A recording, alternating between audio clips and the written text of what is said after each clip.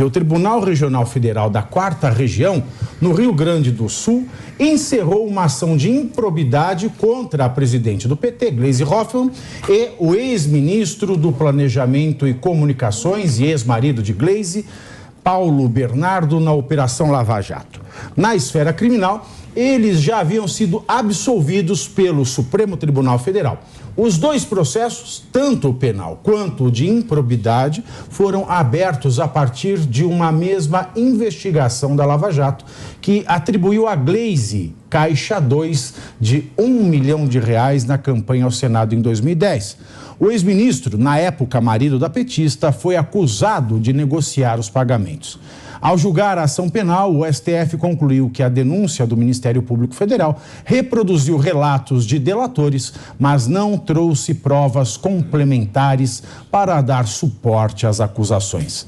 Os desembargadores argumentaram que a ação de improbidade deveria ser extinta porque teve como base as mesmas provas usadas na ação penal rejeitada pelo STF.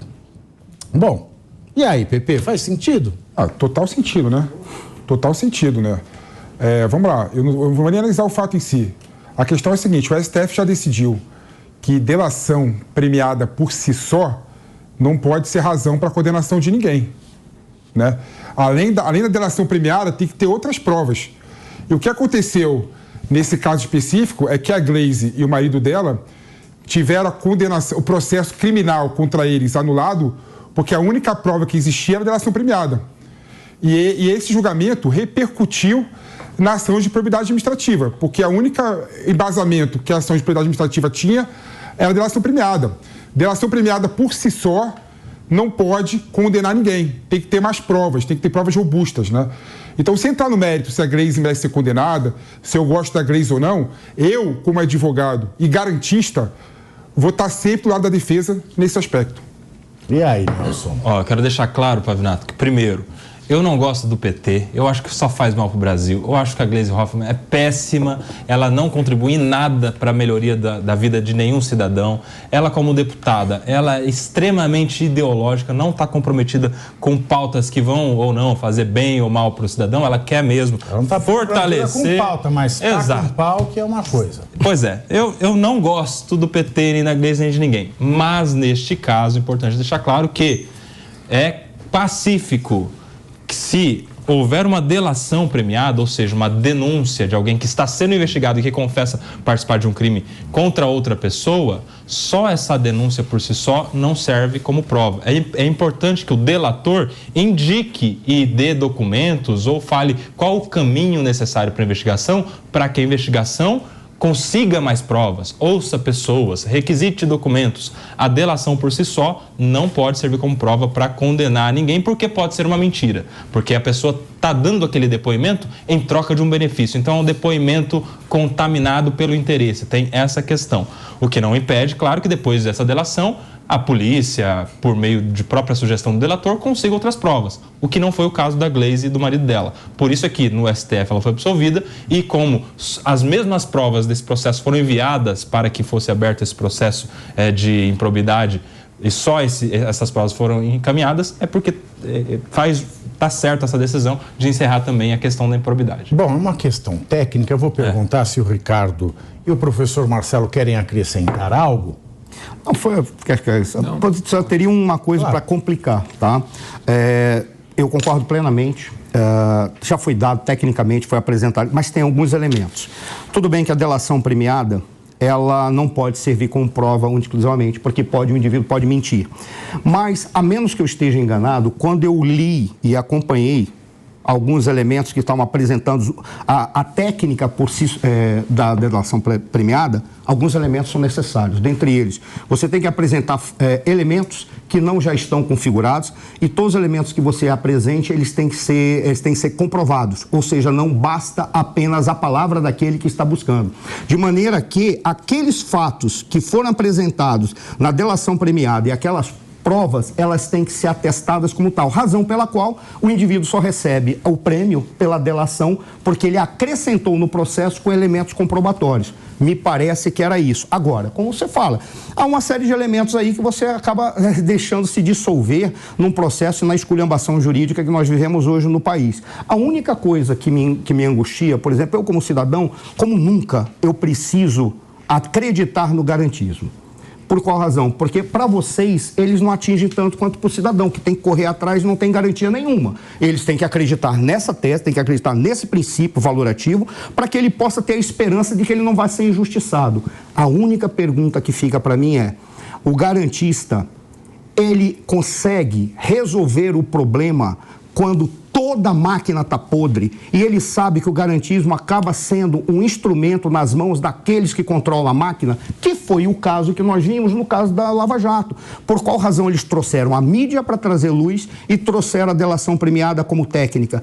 Porque todos os instrumentos estavam contaminados, então eles precisavam trazer para a sociedade o que estava acontecendo para constranger os cupins que estavam no caule da árvore e usando a delação premiada com exigências técnicas para que fosse comprovado tudo aquilo que o cara estava falando. A pergunta é óbvio que ela não tem uma resposta simples, mas como um cidadão que vê o país que foi construído por essa gente, a pergunta que se faz é, tudo bem que a Lava Jato trouxe uma série de problemas, mas qual é a alternativa? É a gente acreditar que eles vão utilizar com isonomia as leis que estão aí, tem um monte de brechas e são usadas ao bel prazer daquele que julga de acordo com o seu interesse, 2 pesos e 2 medidas, ou 1 peso e a medida daquele que está no poder. Exatamente, porque se fosse ter isonomia, o Mauro Cid não estava preso nesse momento. Exatamente, ou o Gonçalves Dias. O Anderson Torres não tinha ficado tanto tempo. Posso te falar uma coisa? Né, na preventiva. Eu acho que o Mauro Cid deveria estar preso, porque se for comprovado que ele estava fazendo aquilo e ele mentiu, e militar não pode mentir, ele tem que estar preso. Agora, o que eu quero é que o Gonçalves Dias esteja preso. Em libertatis. Tá ótimo, isso é uma terminologia. O que eu quero é apenas a isonomia. Eu quero o Gonçalves Dias na cadeia. Ô, Pagnato, só uma pimentinha. Pimenta, você tem que comentar, não vai perguntar coisa. Não,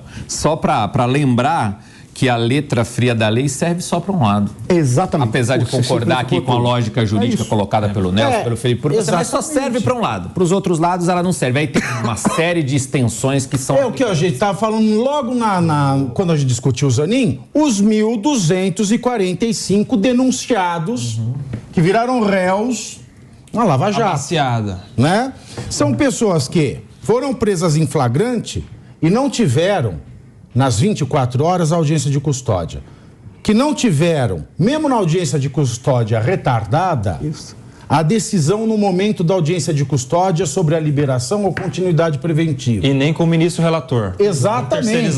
Não, e esse é outro problema, que dessas 1.245 não tem ninguém com foro de prerrogativa de função. Então não poderiam estar no STF. Mas estando no STF, não tiveram direito ao duplo grau de jurisdição e não tiveram direito ao writ constitucional do habeas corpus, que foram denunciadas sem individuação de conduta, a partir de um relatório que era incompleto e, portanto, nulo, porque nós vimos um vídeo vazado que não foi analisado pela Polícia Federal, mas que, mesmo assim denunciados, os seus advogados ainda não têm acesso à integralidade do inquérito, advogados estes que apresentaram peças processuais com um prazo exíguo e tirado-lhe o direito de sustentação oral e que agora vão ver essas pessoas que, das que estão presas, não têm o requisito do perigo em liberdades,